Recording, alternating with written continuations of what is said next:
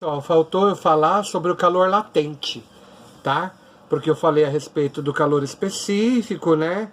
Citei para vocês, nós falamos a respeito, né? Dos alimentos que saem do forno, né? Por que alguns queimam a língua quando colocamos a boca, né? Enquanto outros não queimam, né? Porque a gente sabe que o alimento quente, ele cede o calor à boca, né? Com isso a temperatura lá dele vai diminuir e a da boca vai aumentar.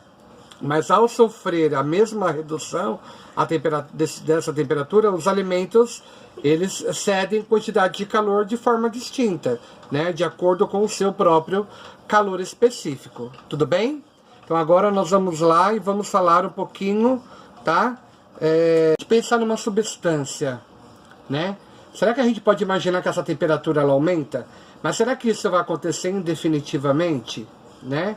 Pois se a gente colocar uma porção de água pura em uma panela e a levarmos ao fogo, essa temperatura dessa água vai subir sem parar, enquanto houver fonte de calor, certo? Concordam ou não? Não. Não é verdade, tá? Por quê? Porque quando uma substância pura ela está mudando de um estado físico para o outro, essa temperatura para de aumentar e o calor recebido também ele para. Ou seja, em vez de alterar a temperatura, ela muda a intensidade das forças de atração entre essas partículas que estão presentes, tá? A gente também pode falar, no caso da panela com a água, que a panela com água sobre a chama de um fogo, né?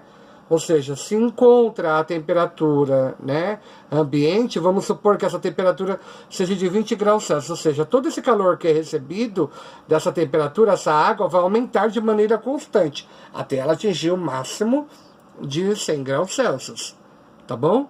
Ou seja, a quantidade de calor de uma substância, ela troca para mudar de um estado físico para o outro.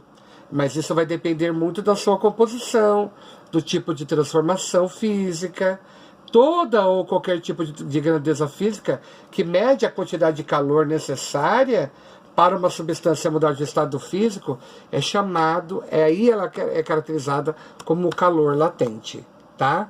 Esse calor latente é simbolizado pela letra L maiúscula, tá bom? É simbolizado pela letra L maiúscula, e a quantidade de calor que 1 grama de uma determinada substância deve perder ou receber para mudar de um estado físico para o outro, tá bom? Uma coisa interessante também para a gente falar seria a mudança do estado sólido para o líquido, ela requer uma quantidade menor de calor, de 80 cal, né? 80 calorias em si, tá? Para 1 grama de gelo a 0 graus Celsius, ou seja, a unidade de medida do calor latente é cal, que é caloria, por grama, tá? Barra grama, tá bom? E aí vocês podem visualizar isso certinho na página número 22, tá bom? Então agora nós finalizamos essa parte do conteúdo, e agora só fica a indicação para que vocês possam estar fazendo... Agora vocês podem estar realizando e fazendo a resolução dos exercícios. Pessoal, eu fiz só uma inversãozinha. Eu achei que estava falando sobre o capítulo 1, mas na verdade eu já estava falando sobre o capítulo 2, né? De calor e temperatura. Só que faltou eu falar sobre o capítulo 1. Então eu já vou aproveitar o gancho aqui e já vou falar do capítulo 1, tá? Tudo bem? Ou melhor, vamos fazer assim, eu paro esse vídeo, que aí aqui eu encerrei calor latente, que é sobre calor e temperatura. Aí eu volto no próximo vídeo e vou falar sobre força em máquinas simples, tá bom? Aquele abraço.